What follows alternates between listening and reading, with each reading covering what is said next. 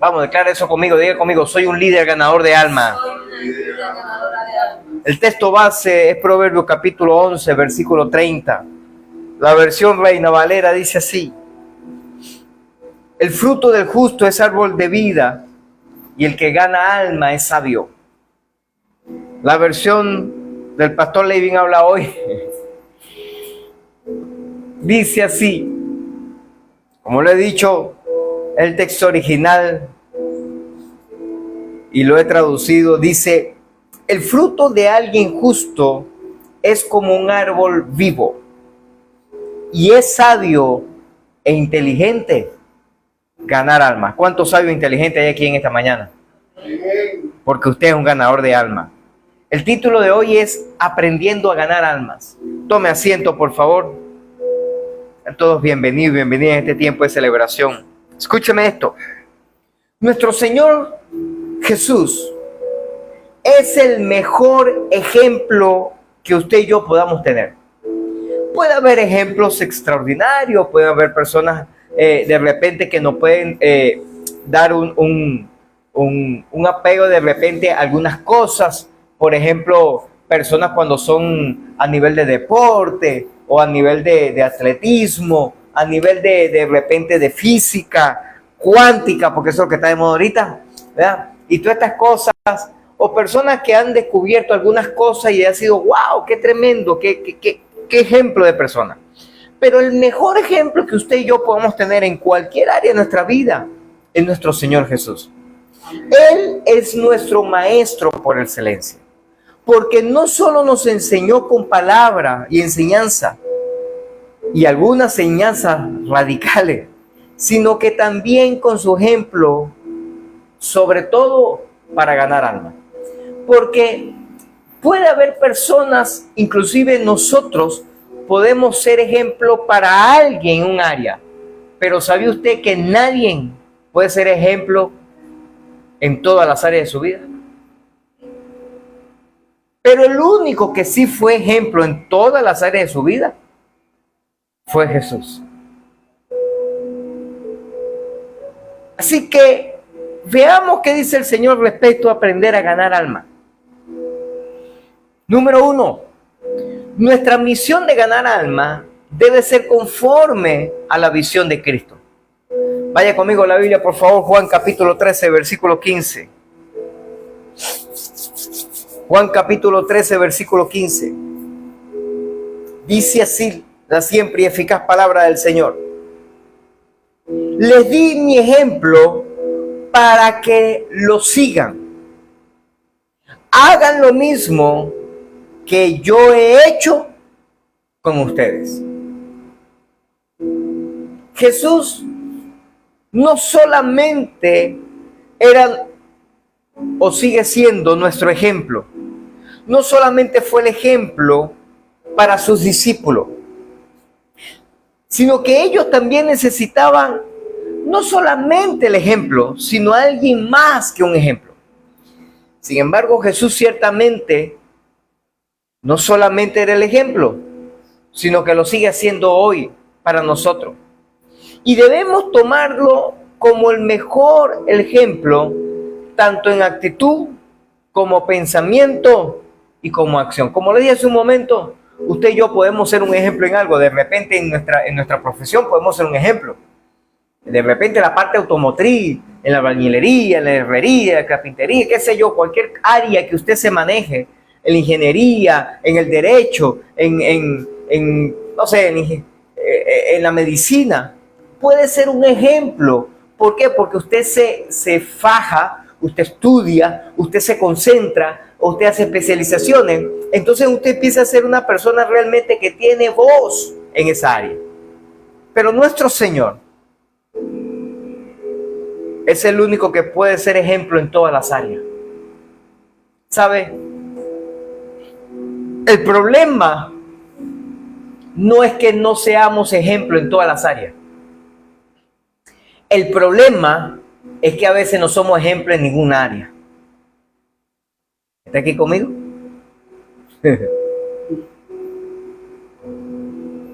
Sí, es verdad, no podemos ser ejemplo en todas las áreas, pero no somos ejemplos ni siquiera en una.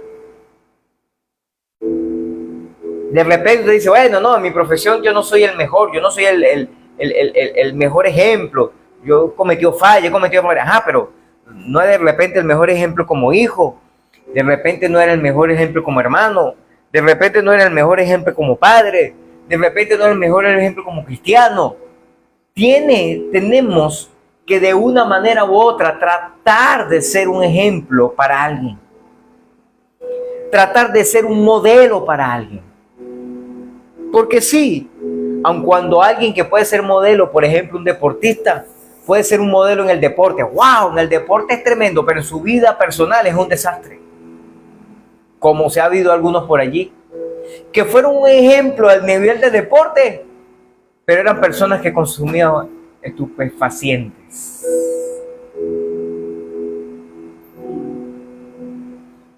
Entonces su ejemplo era nada más a nivel de deporte, pero a nivel de vida, de persona, tiene mucho que decir.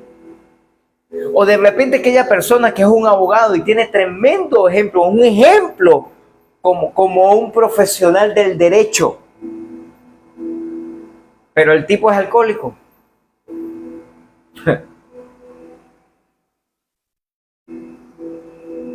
O no le es fiel a su esposa, o qué sé yo. Cualquier cosa, cualquier área en la situación que puede estar viviendo, escúcheme, puede ser que sea un ejemplo y tal vez puede ser un desastre. Bueno, somos humanos, fallamos, nos equivocamos, pero tratemos de ser un ejemplo en una área. ¿Cuántos dicen amén? Amén. Seamos un ejemplo. Escúcheme esto. Hay muchos de nosotros que profesa, por ejemplo, estar dispuesto a confiar en el Señor Jesucristo como el purificador y el salvador de nuestra alma. ¿Cuántos dicen amén? Amén. ¡Wow! Estamos dispuestos a confiar plenamente en el Señor, que se ha sacrificado por nosotros por darnos la vida eterna. Pero no todos están dispuestos a aceptar a Jesús como un ejemplo de vida y para ganar algo.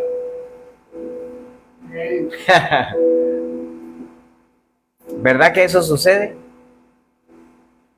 Confiamos plenamente en el Señor para la salvación de nuestra alma, para el regalo de la vida eterna. Pero no confiamos en el Señor para vivir ese estilo de vida. Dile a la persona que tiene cerca tuyo, dile, necesitamos confiar en el Señor, dile. Para todas las áreas de nuestras vidas. Es necesario que usted y yo confiemos. Lo segundo, el Padre Eterno procuró las almas. Mateo capítulo 4, versículo 14 al 17.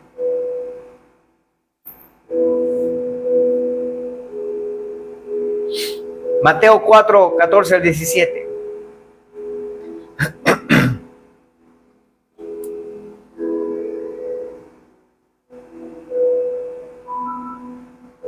Dice así: así se cumplió lo que Dios dijo por medio del profeta Isaías. En la tierra de Zabulón, Neftalí, junto al mar, más allá del río Jordán, en Galilea, donde vive tantos gentiles. La gente que estaba en la oscuridad ha visto una gran luz. Y para aquellos que vivían en la tierra, donde la muerte arroja su sombra, ha brillado una luz a partir de entonces. Jesús comenzó a predicar: arrepiéntanse de sus pecados y vuelvan a Dios, porque el reino de los cielos está cerca.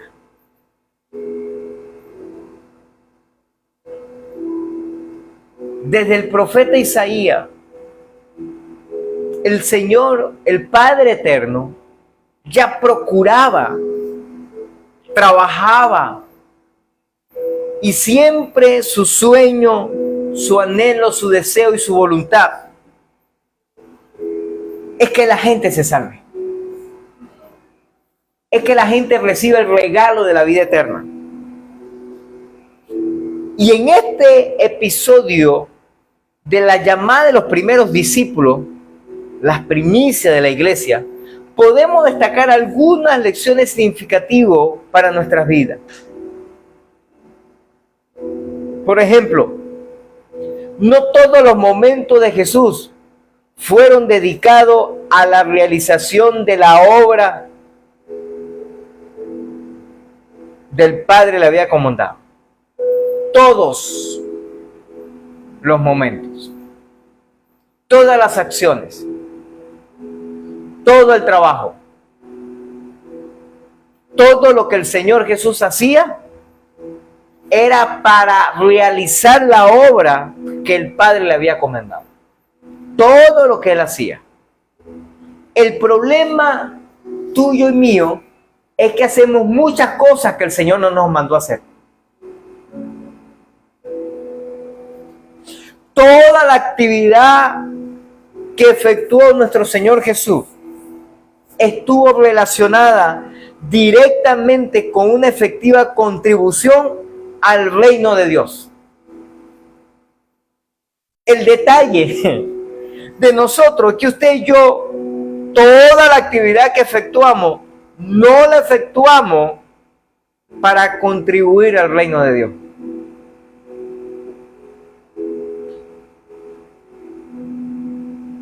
El Padre le dijo a Jesús lo que tenía que hacer y Jesús se armó de valor como un varón experimentado en dolores para morir en la cruz, para procurar que las almas se salven. Usted y yo, cuando la cosa se empieza a poner fea, cuando se empieza a poner oscura, cuando el asunto se empieza a nublar, ya empezamos a renegar, ya creemos que Dios ya no existe, ya como que es un cuento de fábula, ya como que mejor yo tiro la toalla, ya como que mejor yo dejo las cosas hasta aquí porque de verdad que no puedo seguir adelante. Y así una cantidad de cosas que suceden cuando las cosas se empiezan a poner difíciles, cuando empezamos a pasar necesidad, cuando ya no tenemos la abundancia de alimentos que teníamos antes, cuando ya andamos buscando un medio para completar un real. ¿Se acuerda de eso? A mí, yo no lo conocí, a mí me contaron nada de ser reconocido. Chiquito, pero sí.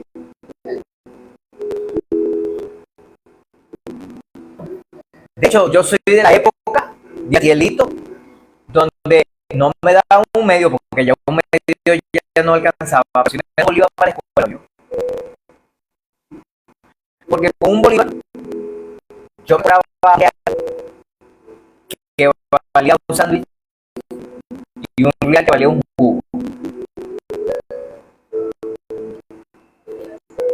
Del medio no pagó mucho, la he hecho mucho menos, así no. Eso para ustedes que tienen harta experiencia en eso. La puya, ¿se acuerdan de la puya? Yo la conocí porque me la presentaron, pero yo nunca lo usé.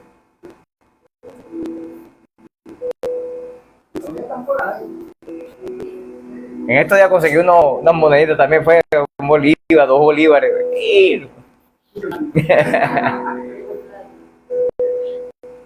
Escúchame, la primera vez que yo vi bastante plata en mi vida fue cuando me regalaron 5 bolívares de abuelo por parte de mamá. 5 bolívares, el fuerte, ¿se acuerdan?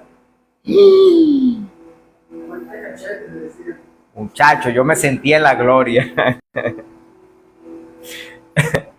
La moneda de 2. Escúchame. ¿La conociste?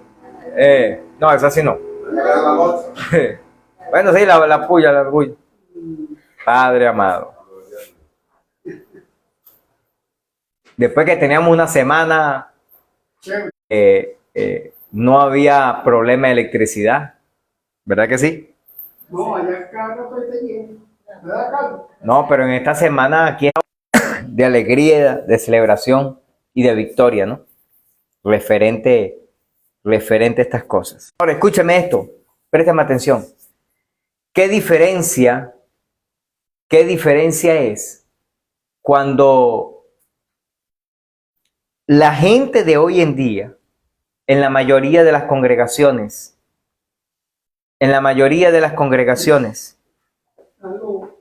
nosotros nos enfocamos solamente en los programas sociales?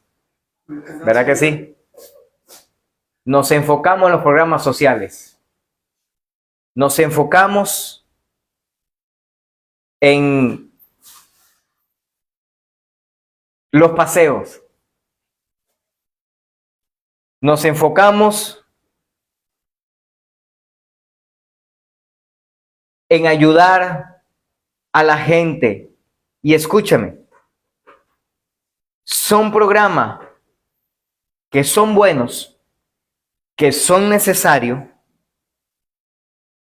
pero no es el primer programa o el primer enfoque que el Señor haría. Porque, escúchame esto, el Señor nunca, su principal enfoque nunca había sido darle alimento a la gente. Que tenemos que apoyar a la gente y procurar bendecirlos, claro que sí. Pero el enfoque principal de Jesús no fue alimentar a la gente. El principal enfoque de Jesús fue salvar a la gente. Ahora escúchame esto. El Evangelio aborda los maravillosos incidentes ocurridos en la fase pública del ministerio de Jesús, pero también su fase privada. Jesús decidió prioridad absoluta a la salvación de la gente, pues para eso Él vino a este mundo. Su enfoque principal, su enfoque inmediato, su enfoque, escúchame, que el Padre le había dicho, no fue darle una arepa a la gente. Claro que podemos darle una arepa a la gente. ¿Cuántos dicen amén? Claro que sí. Pero el enfoque principal no es la arepa. El enfoque principal es la salvación de esa gente. Después le damos la arepa.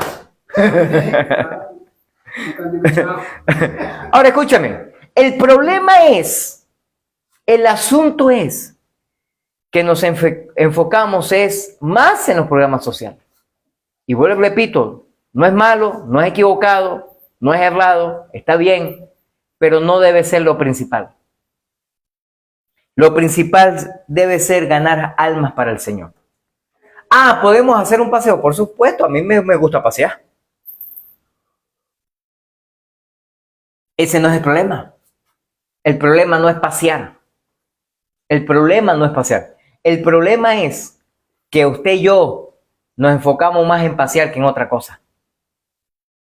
¿Está aquí conmigo? Amén. Número 3. Jesús procuró ganar alma. Lucas capítulo 19, versículo 10 dice así. Pues el Hijo del Hombre vino a buscar y a salvar a los que están perdidos. El enfoque de Jesús desde el principio fue ganar almas. Fue que la gente se salvara. Así que aprendamos con Jesús. Todos aquellos que están verdaderamente interesados en ganar almas necesitan salir a buscar las almas. No necesitamos esperar que las almas lleguen a nuestra vida. Gloria a Dios, porque Dios toca a la gente y a veces se acerca a donde estamos nosotros. Pero la mayoría de las veces usted y yo tenemos que ir a buscar las almas. Jesús no estaba en su casa esperando que la gente llegara. Jesús salió a la calle. Jesús iba a las iglesias, a la sinagoga. Jesús se la pasaba en la casa de los vecinos, de la gente, de los amigos. ¿Sabes por qué? Porque Él procuraba ganar las almas. Así que usted y yo tenemos que salir a buscar las almas.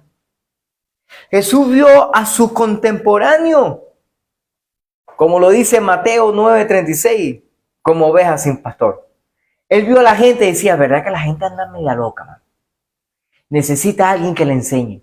necesita a alguien que le ayude, necesita a alguien que le bendiga, necesita a alguien que le diga cómo deberían de vivir.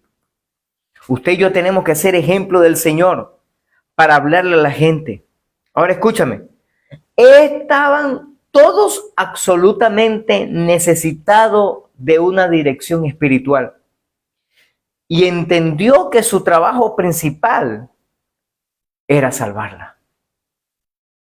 Qué bueno por los programas sociales, pero el principal programa debe ser ganar alma. Qué bueno por los programas de actividades de pareja, de jóvenes, qué bueno por eso, pero el principal enfoque debe ser ganar alma. Qué bueno por el programa de paseo, de disfrute, de cualquier otra cosa, qué bueno, pero el primer programa, el primer enfoque debe ser ganar almas. Ahora escúchame. ¿Y sabes por qué el Señor nos compara como ovejas? Cuando Él vio a la gente, dice, yo lo veo como ovejas sin pastor. Porque las ovejas son animales dóciles. Son animales simples, pero lamentablemente son animales que no poseen sentido de dirección. Las ovejas empiezan a caminar. De hecho, no sé si usted ha tenido la oportunidad de ver una oveja en la vida real, o por lo menos un rebaño. Y usted ve que las ovejas van caminando generalmente, y ellas no van así. Ellas siempre van es así, porque van comiendo, y van girando y van comiendo. Y por eso mientras que van caminando, a veces van comiendo, y como ven algo que va intentando, van comiendo. Y por eso necesita el pastor con el cayado para darle por las rodillas, por las patas, y entonces enderezarla otra vez. Como va caminando por aquí, le dan el trancazo y entonces se endereza. Y sigue caminando. Porque constantemente la oveja va caminando, pero no va viendo hacia el frente, va viendo hacia abajo lo que está comiendo. Y cuando Jesús vio a la gente, le dijo, estos andan como ovejas sin pastor, porque todo el mundo anda regado. No poseen sentido de dirección. De esa forma somos así. Pobres pecadores, arrogantes, pedantes, irreverentes y a veces hasta agresivos. ¿Es difícil ver una oveja agresiva? Sí, pero a veces sucede. Pero más son las cabras. Las cabras sí son agresivas. Y esas pegan brinco por todos lados. Las ovejas no salen de su redil y tienen una cerca bajita. Pero las ovejas no brincan, las cabras sí. Y por eso tú ves un poco de hermanos y hermanas que no son ovejas, son cabras. Porque se la pasan saltando de aquí para allá y de allá para acá.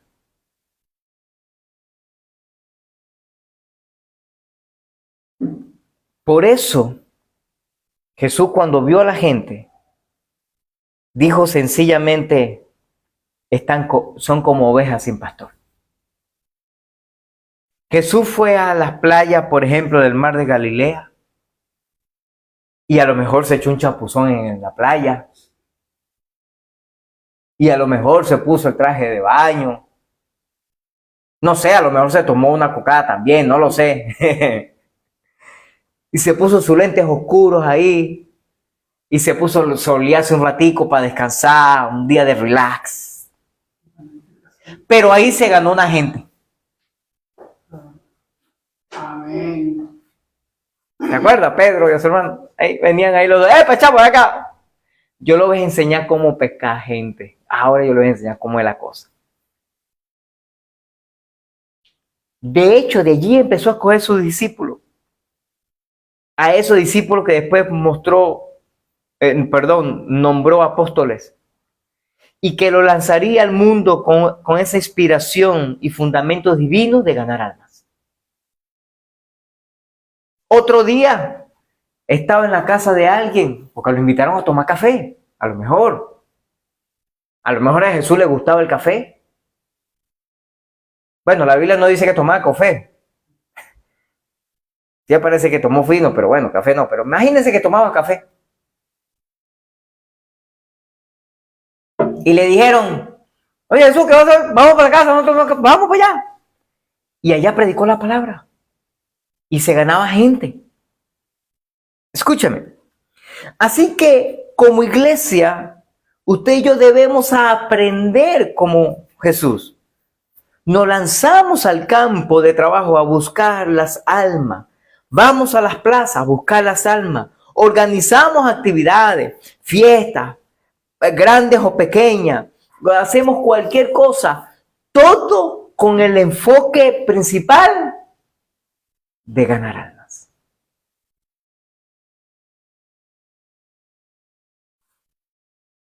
¿Se acuerda que a Jesús lo invitaron por una fiesta también, una boda, matrimonio? Que fue el primer milagro que convirtió el agua en vino, ¿se acuerda? Él ahí estaba predicando. Ahí enseñaba a la gente. Él aprovechó la oportunidad para ganar almas. Así que usted y yo enfoquémonos también en cada oportunidad, en cada lugar que estemos en el trabajo, estemos en el estudio, estemos haciendo lo que sea, procuremos ganar almas. En estos días he estado recibiendo un taller de la parte jurídica, a nivel de la parte inmobiliaria, esas cosas.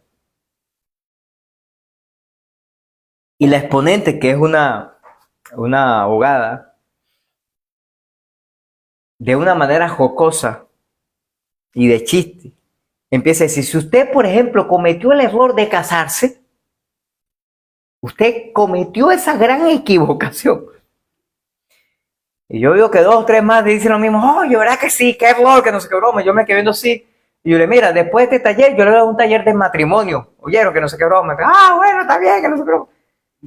Buscar la oportunidad de hablarle a la gente acerca del Señor. Procurar ganar esas almas para el Señor. Así era Jesús. Jesús, cualquier situación que vivía, cualquier situación que pasaba, cualquier situación que vivía, todo era para ganar almas. ¿Se acuerda cuando se encontró con aquella mujer en el pozo?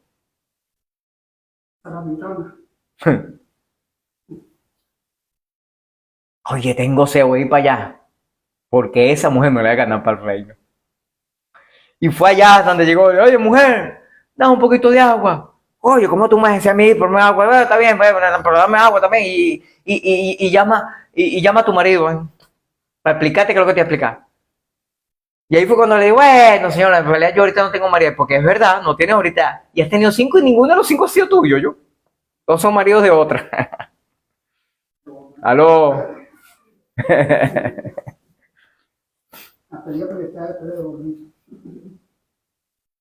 Enfoquémonos para ganar almas. Amén. Sea donde sea que estemos, sea lo que sea que hagamos, procuremos ganar almas. Hagamos actividades o no evangelísticas, grandes o pequeñas, pero enviemos discípulos a ganar almas, casa por casa.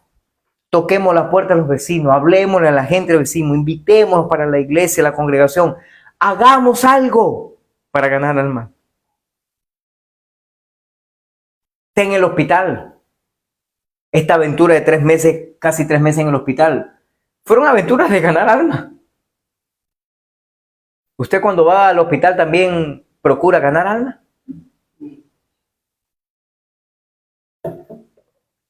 Predique la palabra. Tenga programas en la radio. Entregue folletos, boletines, tratados, qué sé yo, literaturas cristianas. En otras palabras, todo lo que necesitamos hacer en nuestras vidas que sea enfocado, o sea, con el enfoque principal de ganar almas para el Señor. Tenemos que aprovechar todas las oportunidades, porque Jesús dijo algo que es poderosamente tremendo para nosotros. En Juan 9:4, Él dijo, debemos llevar a cabo cuanto antes la tarea que nos encargó el que nos envió. Porque pronto viene la noche, cuando nadie puede trabajar. Va a llegar el momento, después que venga el Señor a buscar a su iglesia, donde después de allí es bien difícil que la gente trabaje. Porque si usted y yo, que somos los que nos vamos a ir a la eternidad con Cristo, el Señor viene y nos lleva, ¿quién va a predicar? Los que recibieron alguna vez la palabra, las predicaciones, y vean que realmente sí sucedió, serán los próximos evangelistas, los próximos ganadores de almas. Me dice, sí, a mí me predicaron, a mí me dieron una vez sobre eso. Oye, esta gente tenía razón. Así que trabajemos, procuremos predicar la palabra donde quiera que estemos. Amén. Número 4, Jesús se preparó para ganar almas. Lucas capítulo 4, versículo 18. Dice así: el Espíritu del Señor está sobre mí porque me ha ungido para llevar las buenas noticias a los pobres. Me ha enviado a proclamar que los cautivos sean liberados, que los ciegos verán y que los oprimidos serán puestos en libertad. Jesús estaba en el desierto resistiendo y venciendo a aquel que aprisionaba las almas. Estaba continuamente en el monte de la soledad, orando, clamando. En muchas ocasiones se apartaba de las personas para estar siempre cerca del Padre, buscando su presencia. Pero escúchame, a pesar de todas esas bromas y de su vigilia constante, él dependía del Padre en su totalidad. Y él vivió clamando, derramando lágrimas por la gente, por sus discípulos, por los que habrían que venir después de sus discípulos. En Hebreos 5:7 hay una palabra que me llama profundamente la atención. Dice, mientras estuvo aquí en la tierra, Jesús ofreció oraciones, súplica, con gran clamor y lágrima al que podía rescatarlo de la muerte. Y Dios oyó sus oraciones por la gran reverencia que Jesús le tenía. Así que usted y yo hagamos lo mismo. Clamemos por aquella gente que no conoce del Señor.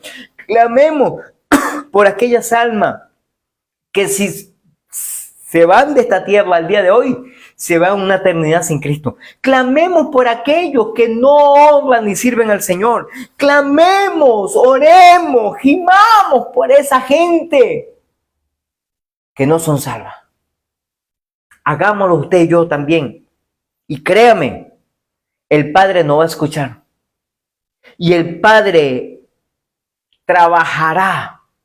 El Señor Jesús trabajará. Y el Espíritu Santo trabajará. Y los ángeles trabajarán para que esas almas se salven. De una manera u otra. Oremos por ello. Clamemos por ello. Esa es una de las formas para prepararse. También una oportunidad. Jesús leyó ese texto que leímos al principio allí en Lucas 4:18. El Espíritu del Señor está sobre mí. Te pregunto, ¿el Espíritu del Señor está sobre ti hoy? Él es el que gobierna tu vida. Como se lo decía en estas predicaciones anteriores de esta serie, cuando el Espíritu del Señor está sobre nosotros, donde quiera que estemos, estamos predicando la palabra. Donde quiera que estemos, estamos evangelizando. Donde quiera que estemos, estamos hablándole a la gente del Señor Jesús. Donde quiera que estemos, estamos diciéndole, hey, hay una esperanza, hay una forma, hay una manera. No, Dios puede cambiar tu vida, Dios puede transformarlo. Estamos siendo instrumentos de cambio, de transformación de las vidas. ¿Sabe? Esa era la preparación del Señor. El Espíritu Santo estaba sobre él. Amén. Y los que quieran aprender como él, deben estar preparados como él, con el Espíritu Santo. Eso lo vamos a hablar más adelante, pero tranquilo. Número 5. Jesús predicó arrepentimiento para ganar almas. Marcos capítulo 1, versículos 14 y 15. Dice así esta versión. Más tarde, después del arresto de Juan, Jesús entró en Galilea, donde predicó la buena noticia de Dios. Por fin ha llegado el tiempo prometido por Dios, anunciaba. El reino de Dios está cerca. Arrepiéntanse de sus pecados y crean la buena noticia. Uno de los problemas que estamos viendo en los últimos tiempos es que el mayor enfoque de las predicaciones es cómo volverse millonario sin trabajar. O a veces sí tienes que trabajar algo. ¿Cómo ganarnos la lotería sin jugarla? Te traigo una palabra profética ahora de cómo vas a tener bastante plata, aleluya. Y siempre el enfoque es los beneficios. Siempre el enfoque es el dinero. Siempre el enfoque es lo chévere que nos va la vida. Los lujos, la camionetota que tenemos, la casota, los negocios, los viajes. Aleluya, como Dios me bendijo. Y aun cuando yo siempre creo que no está mal que prediquemos de ese, el enfoque principal de nuestra predicación tiene que ser arrepentimiento. Porque si no predicamos arrepentimiento, ¿sabe qué va a pasar? La gente no se arrepiente. Así de simple.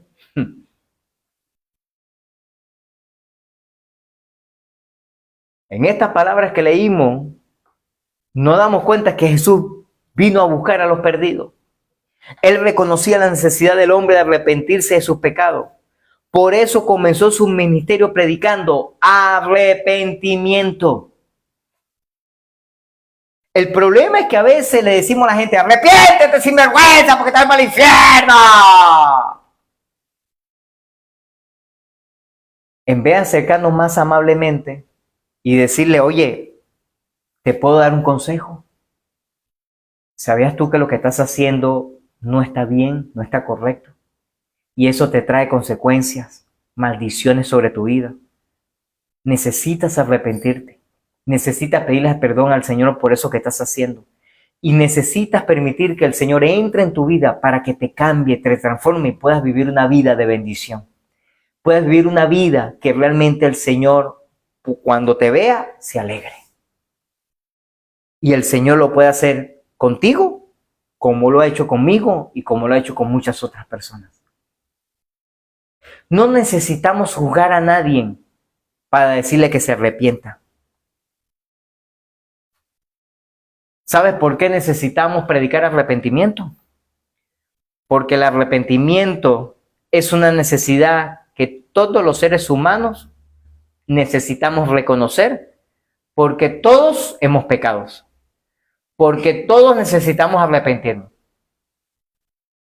El pecado en la humanidad nos hace caer, pero el arrepentimiento nos levanta.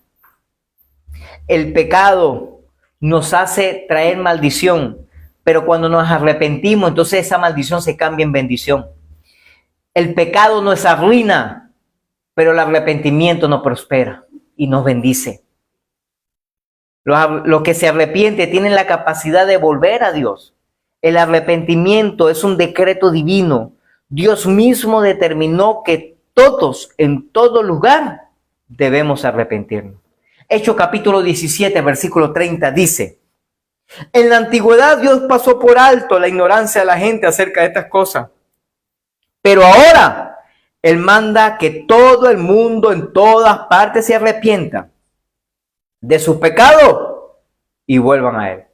Por eso en varias ocasiones algunos dicen, ay pastor, pero ¿cómo es posible que Dios permitía que aquella gente, de repente en el tiempo antiguo había gente que tenía 2 mujeres o 3 o qué sé yo, y a Dios no le importaba mucho? Sí, porque en la antigüedad Dios pasó por alto, de repente la ignorancia, Dios permitió algunas cosas, pero ahora Él dice, hey, arrepiéntete de eso, no puedes seguir viviendo la vida que estás viviendo, porque esa vida te trae maldición, porque esa vida te trae consecuencias.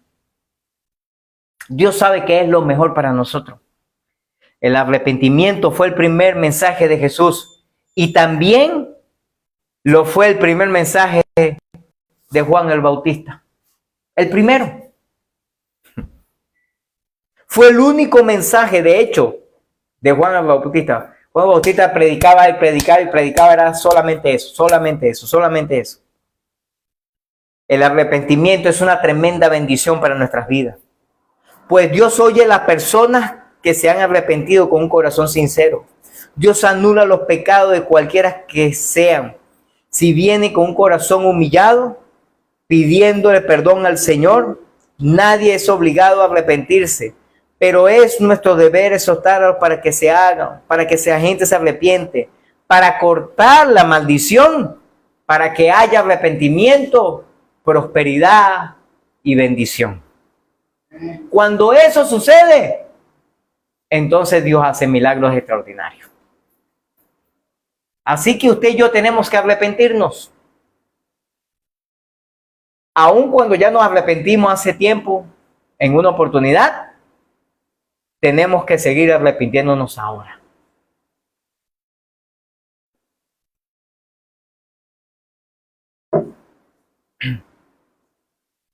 Número 6. El mensaje de Jesús es un modelo para ganar almas. Mateo capítulo 4, versículo 19, dice así. Jesús los llamó, vengan, síganme, yo les enseñaré cómo pescar personas. En repetidas ocasiones, Jesús expresó en la palabra, vengan, síganme, yo les enseñaré cómo pescar personas. Yo les enseñaré cómo ganar almas. Yo les enseñaré cómo hacer discípulos. Yo les voy a enseñar eso, pero vengan, tienen que seguirme. Él siempre tiene algo muy especial para nuestras vidas. Él siempre tiene algo para enseñarnos. Él siempre tiene algo para decirnos. Él siempre tiene algo para que usted y yo le imitemos. Así que aprendamos algunas verdades fundamentales si deseamos, como Jesús, ganar alma y vivir como Él vivió. Primero, Él siempre dio un mensaje simple. Yo no estoy en contra de los teólogos, de hecho, yo me considero uno. Pero el asunto es que la mayoría de los mensajes de Jesús fueron mensajes simples, prácticos y sencillos. A mí me gusta profundizar y a mí me gusta tener discusiones teológicas y profundizar en una materia y buscar la palabra original y la raíz, la cosa y la broma. A mí me gustan todas esas cosas, claro que sí, me apasiona eso. Pero la mayoría de los mensajes de Jesús eran simples. ¿Por qué? Porque es bueno cuando usted y yo, que conocemos de la verdad bíblica, discutimos y profundizamos y amanezamos. Pero delante de los demás, delante de los que no conocen la teología, delante de los demás que no conocen la Biblia, se quedan como que,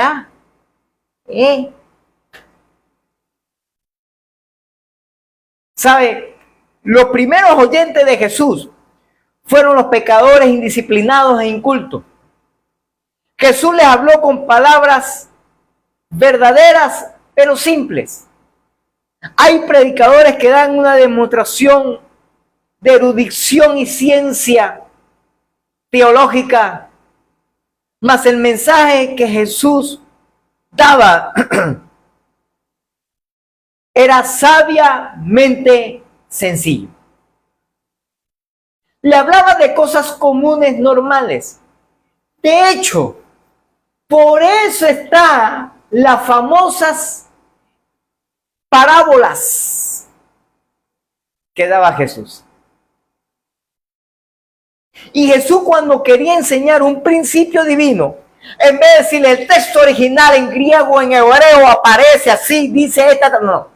Él echaba un cuento, contaba una historia, una anécdota o algo de la vida común y normal para que la gente lo pudiera entender.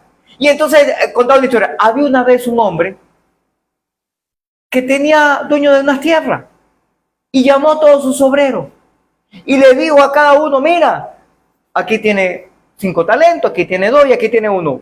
Póngase a trabajar su talento mientras que yo vuelvo. Le cuento una historia. Se fue su señor y a cabo un tiempo regresó y le empezó a decir, hey, ¿qué hiciste tú con tu talento? ¿Se acuerda de ese? ¿Se acuerda?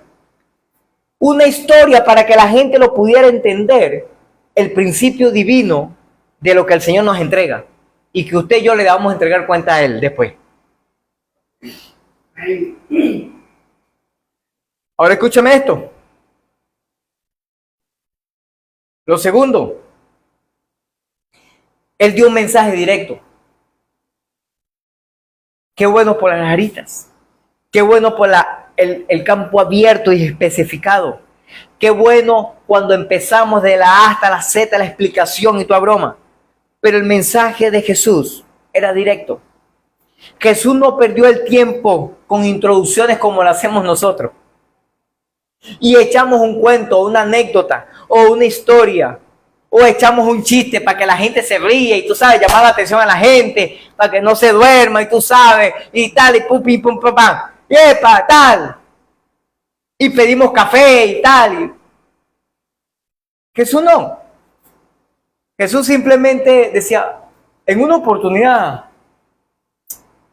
resulta que había un hombre que procuraba ser salvo. Y simplemente contaba una historia. Y yo me imagino esa historia de Jesús, ese narrador de historia, que la gente se quedaba como que...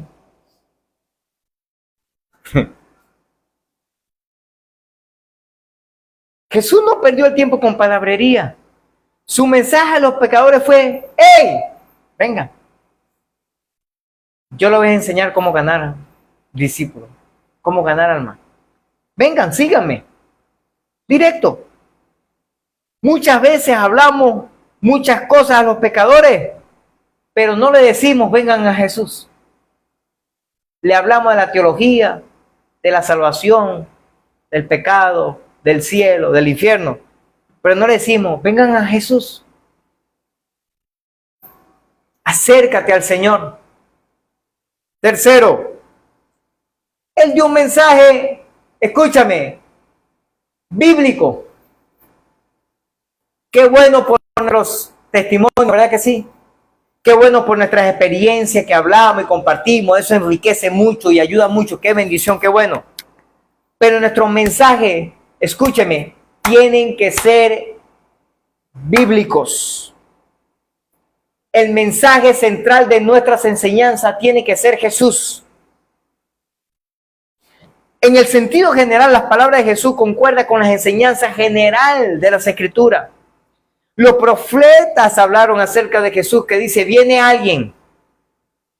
Jesús hablaba y decía, aquí estoy. Y los que vinieron después de Jesús dice, ya vino. ¿Aló? Amén. Y el mensaje central de la Biblia, desde Génesis hasta Apocalipsis, es Jesús.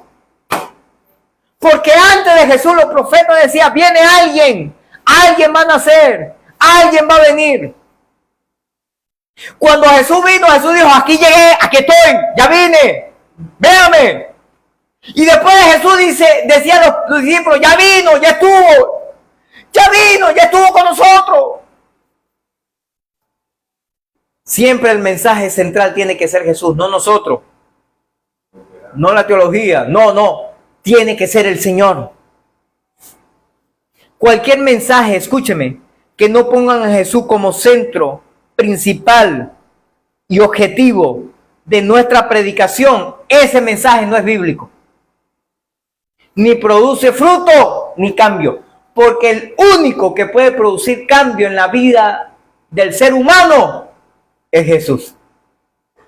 Por medio de su Espíritu Santo. Amén. Es el único. Y cuarto, él dio un mensaje con objetivo definitivo. Muchos predicadores no saben que buscan como resultado por medio de su mensaje. Jesús dijo, yo les enseñaré cómo pescar personas. Él estaba enfocado. Él estaba enfocado. Él sabía qué tenía que hacer. Si queremos más adeptos eficaces, tenemos que explicarle que deseamos que ellos sean pescadores de alma. Por eso lo deseó Jesús para nosotros. Hay muchas iglesias que todavía no hacen este tipo de llamado. Yo deseo que ustedes sean pecadores de alma. Y el enfoque principal de nosotros como pastores es que todos nosotros seamos ganadores de alma. Amén. Nuestro anhelo, nuestro deseo es que usted sea un ganador y una ganadora de alma. Ese es el enfoque. Ganar almas. Ganar almas. Ay, pastor, porque yo quiero montar un negocio. Monte el negocio, pero a través del negocio gane alma. Ay, pastor, es que a mí me gustaría estudiar una profesión. Estudie la profesión y estudiando la profesión gane alma. Y después que ejerza su profesión, gane alma. Ay, pastor, a mí me gustaría ser un deportista. Ser deportista y en el deporte gane alma. ¿Aló?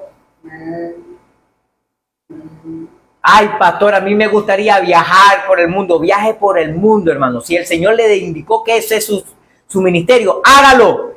Y viajando por el mundo, gane almas. Ese tiene que ser el enfoque.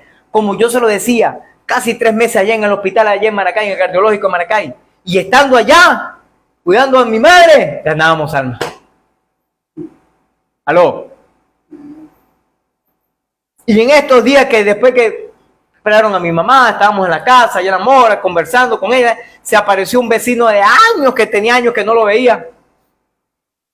Y se acercó y empezó a conversar con mi hermano y conmigo allí, conversando ahí entre los dos, de una vez aprovechar de predicar la palabra, de ganar alma. Buscar la forma y la manera. Hey, ¿quiere un consejo de su pastor?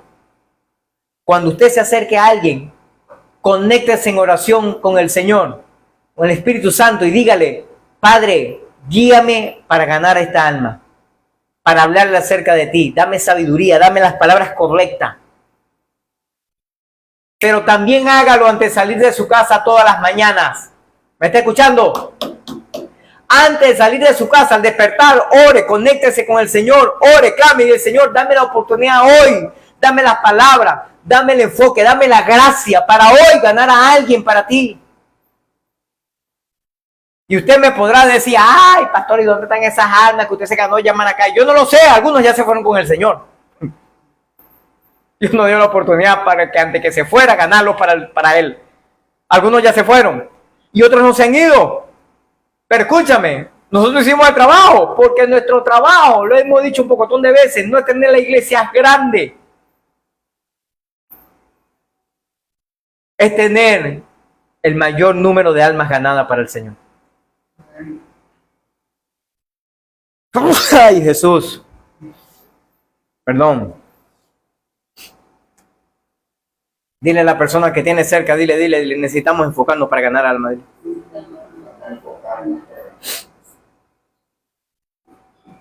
Número 7. El ministerio triple de Jesús fue para ganar alma. Mateo 4:23, por favor.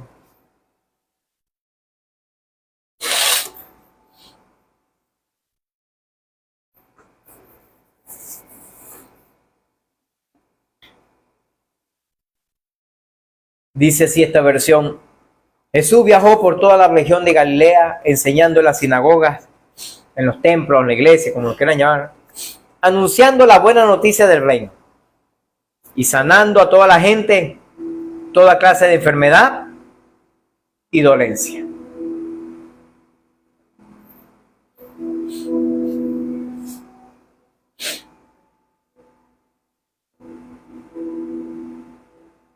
Tres cosas que el Señor hacía.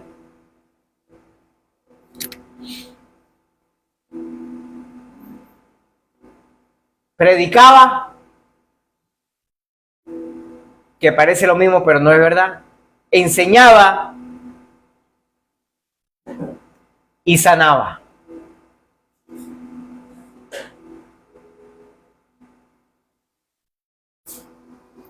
¿Por qué no es igual predicar que enseñar? Te lo voy a explicar, tratar de buscar la manera la más fácil y más práctica para que me la entiendas. En la predicación, yo te digo a ti qué tienes que hacer. ¿Me está escuchando? En la enseñanza, te digo cómo lo tienes que hacer. Y en la sanidad, te demuestro cómo lo tienes que hacer.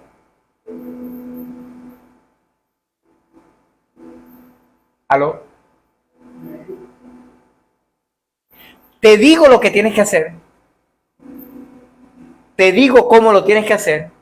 Y te demuestro cómo lo tienes que hacer. Así era Jesús. Jesús predicaba. Jesús enseñaba. Y Jesús hacía milagros. Ahora, cuando le enfocamos en ganar almas, Jesús confrontaba a la gente para que se arrepintiera. Después le decía lo que tenía que hacer. Y después hacía que la gente lo hiciera. Demostraba cómo lo tenía que hacer. Ese ministerio triple de Jesús fueron los aspectos más sobresalientes de cualquier otro del ministerio de Jesús. Al predicar, confrontaba a la gente acerca de lo malo que estaban viviendo, de lo equivocado que estaban. Había una confrontación, un impacto. Al enseñar, le explicaba a la gente lo que tenía que hacer, cómo debería arrepentirse, de qué manera, qué formaba. Y la sanidad autenticaban su enseñanza, predicaciones y hacía la demostración de lo que tenían que hacer. Demostraba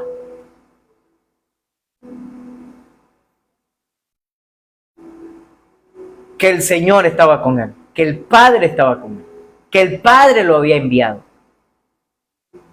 La iglesia de hoy en día, como iglesia, debemos usar este modelo bíblico como lo hizo Jesús, nuestro supremo pastor, de predicar, de confrontar, de enseñar y de demostrar. Tener un mensaje evangelístico para los pecadores necesita confrontación. Para que los hombres reconozcan, para que la gente se vea, se demuestre y diga, oye, ¿verdad que sí? Yo necesito cambiar. Confrontación. Después viene la enseñanza, ok, tú me dices, ya entiendo que me tengo que arrepentir, que tengo que cambiar, pero ¿cómo lo hago? Ahí viene la enseñanza. Bueno, pídele perdón al Señor, haz una oración, empieza a congregarte, lee la Biblia. Le voy a enseñar cómo vivir una vida correcta delante de Dios. Y después, ahora te voy a demostrar. Te voy a mostrar el mayor de los milagros. La salvación y la vida eterna de alguien. Vengan, síganme, yo les voy a enseñar cómo pescar personas. Mira, el milagro de la sanidad divina es urgente para nosotros como iglesia en el día de hoy. Porque hay mucha gente que con la predicación no lo convence, con la enseñanza tampoco, pero con los milagros sí. Cuando la gente recibe el milagro dice, oye, no, de verdad que el Señor está aquí porque mira lo que está sucediendo, mira lo que está pasando. ¿Cuándo fue la última vez que usted confrontó, le predicó a alguien? ¿Cuándo fue la última vez que usted le enseñó a alguien? ¿Y cuándo fue la última vez que Dios lo usó para sanar a alguien? Pregúntese. Confróntese usted mismo, usted misma. El Señor quiere usarlo hoy para predicar, para enseñar y para sanar. Amén. ¿Usted lo cree? El Padre lo quiere hacer, el Hijo lo quiere hacer y el Espíritu Santo también.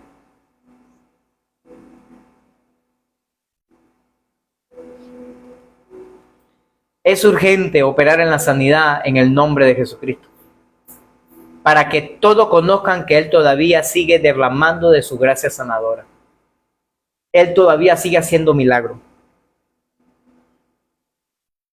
El Señor todavía, escúchame, está en control. ¿Usted lo cree? Póngase de pie, por favor.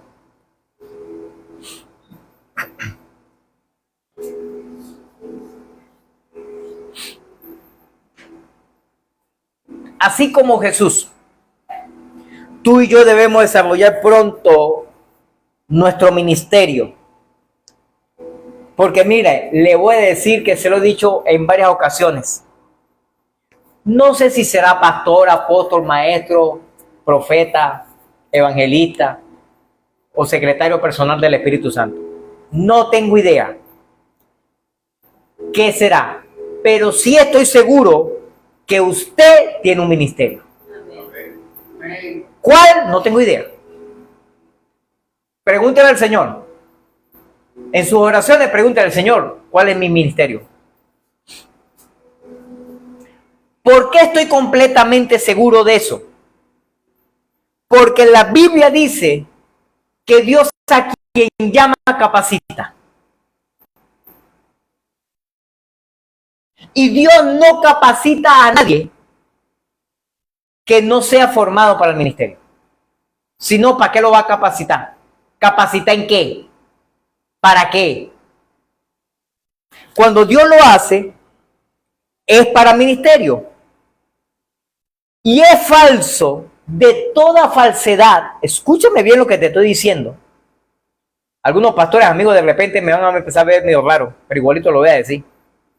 Es falso con toda falsedad que Dios lo llamó para que usted estuviera siempre sentado en una silla en una iglesia. ¿Me escuchó? Yo pensaba que era así también. Bueno, Dios llamó a uno como pastor, un evangelista, un maestro en Roma, y a todos los demás Dios nos llamó para congregar en una iglesia.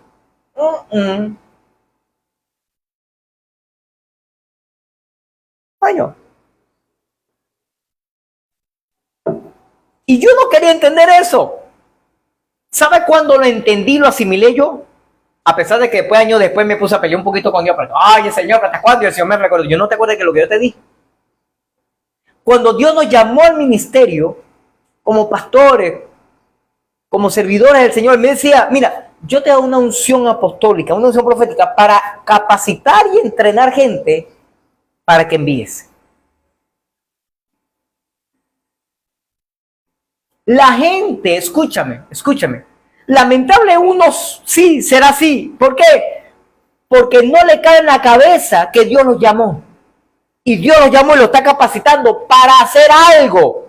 Y ese hacer algo es su ministerio. Y el enfoque principal de ese ministerio es ganar alma. Ah, bueno, el ministerio es a través de la música, está bien. El ministerio a través de la danza, está bien. El ministerio a través de la actuación, está bien. No importa cuál sea, como sea. Hay algunos teólogos amigos que no les gusta llamar eso ministerio.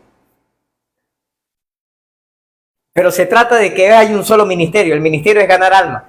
De hecho, el principal ministerio, el único ministerio que Jesús declaró y estableció como tal, como ministerio, es el ministerio de la reconciliación. En otras palabras, que nosotros procuremos que la gente se reconcilie con el Señor. Punto. O sea, ganar almas para Él. Y Él se enfoca al pastor, al ministro, al evangelista, al profeta, al cantante, al músico, al que toca el instrumento, a todos. No importa. Hay gente, escúchame, que su ministerio, que lo que Dios le llamó a hacer fue echar chiste. Y echando chiste gana gente para el reino de los cielos. Si ese es un ministerio, dele. Pero recuérdense que el enfoque principal es ganar almas.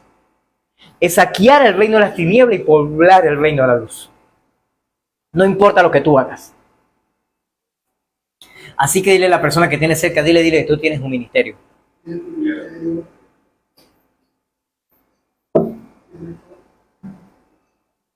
Tu trabajo es preguntarle al Señor, ¿cuál es mi ministerio?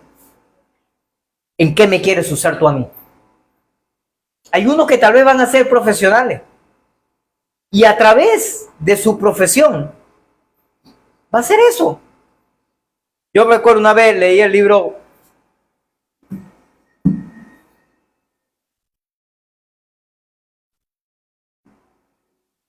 Las 24, 27, 21 cualidades de un buen legado. Algo así creo que es el título, ¿no? Lo leí hace años atrás, no me acuerdo. Pero sí me acuerdo del autor Paul J. Meyer. Una vez, él escribe ahí que él fue confrontado porque el tipo lo que hacía era charla motivacional, charla de marketing de mercadeo, charla, ¿cómo que se llama ahorita los influencers, eso mismo? Pero de aquellos años que no era la palabra influencer, pero es lo que hacen ahorita para la gente. Y en una oportunidad alguien le dice, pero tú eres pastor, tú eres maestro, porque hay 5 ministerios nada más. Olvídese de eso de 5 ministerios, hay un solo ministerio desarrollado, establecido, experimentándolo de una manera u otra, es otra cosa, pero es un solo ministerio, ya, no olvídate de eso. Y si hablamos de ministerio, en realidad no son 5, en realidad son varios, porque son 5 del Hijo, 7 del Padre y 9 del Espíritu Santo. Dones, algunos le llaman dones, tal vez es posible.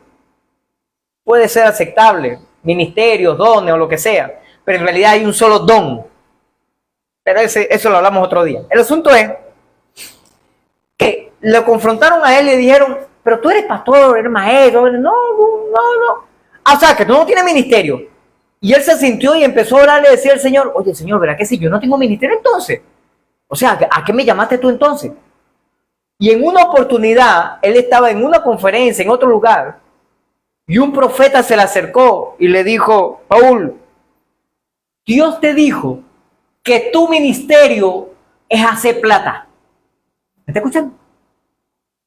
Porque el tipo, creo que tenía 21, 23 años y fue el primer persona que pudo hacer $1 millón de ganancia en un año.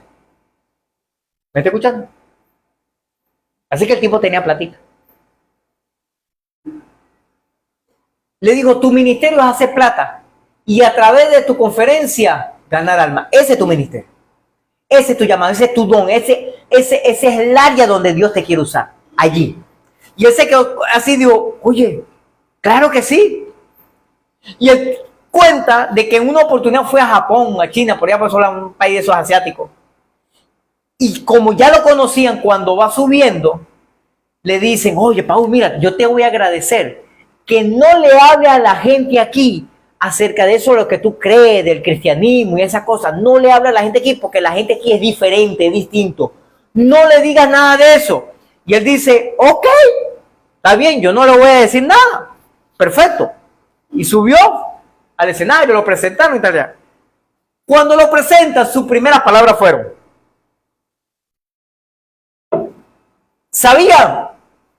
Yo tenía todo ya planificado para contarle a ustedes los principios que yo establecí para ser prosperado como yo he sido prosperado en todos estos tiempos. Pero cuando yo venía subiendo, me dijeron que no le contaran de esos principios. Y todo el mundo se quedó como, ¿qué? Sí, y yo obedezco. Me dijeron que no lo dijera y yo no voy a hablar acerca de eso. Y se quedó sin callado. Y empezó a escuchar a la gente murmurar, pero, a menos que ustedes quieren que se los diga. ¡Claro, venimos para esto, que lo diga! Y entonces empezó a predicarle. ¿Aló? Y se ganó varias gente para el Señor. Dios le dio la sabiduría, Dios le dio la estrategia. Ese es su ministerio, ese es su llamado, ese es su don. Eso fue que Dios lo está usando. ¿Aló? Solo que nosotros los encajamos. Si no eres pastor, ministro, apóstol, no tienes ministerio. ¿Qué es eso? ¡Ey!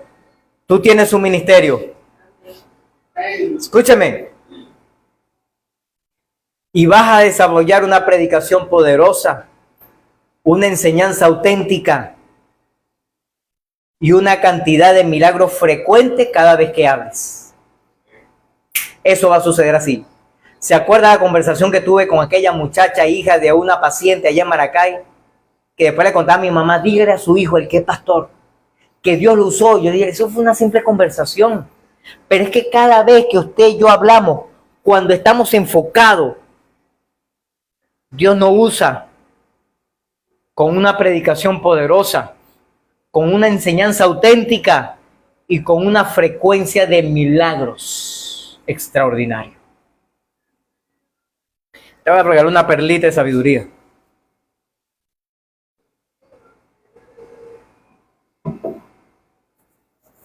Jesús predicaba las buenas noticias a todos los que querían oírlas. Las buenas nuevas son los que el reino de los cielos ya llegó, que Dios está con nosotros y que se ocupa de nosotros. Decirle a una persona simplemente Dios te ama y Dios quiere cambiar tu vida. Dios quiere que dejes ese vicio, esa atadura. Dios puede hacerlo. Claro que sí, Dios lo puede hacer. Tú y yo debemos hacer lo mismo. No lo dejemos para después. No, el día que Dios me llame como pastora y yo empiezo a predicar, no, empieza ahora, porque Él todavía puede y quiere sanarnos. Él quiere sanar, usarte a ti para sanar enfermedades físicas, pero también las enfermedades espirituales, mentales. No hay pecado ni problema demasiado grande ni demasiado pequeño para Él. Las palabras de Jesús, así como las nuestras, deben ser buenas nuevas para ofrecer libertad, esperanza, paz y vida eterna con Dios a la gente. Ese tiene que ser nuestro trabajo. Levanta tus manos al cielo por un momento, por favor. Padre, ayúdanos y levántanos con unción. Levántanos, Señor Jesús, con un ministerio de predicación poderosa, con enseñanzas auténticas y con milagros frecuentes cada vez que hablemos. Que podamos ser instrumento en tus manos para salvación y vida eterna. Instrumento, Señor, para saquear el reino de las tinieblas y poblar el reino de la luz. Instrumento, Señor, para ganar el mayor número de personas donde quiera que estemos, donde quiera que vayamos, donde quiera que estemos haciendo cualquier cosa, que podamos ser instrumento de salvación. Levántanos en el ministerio, cualquiera que tú hayas decidido por nosotros, porque el que tú decidiste por nosotros será el mejor. Usa nuestras vidas, Señor, en el nombre poderoso de Jesucristo.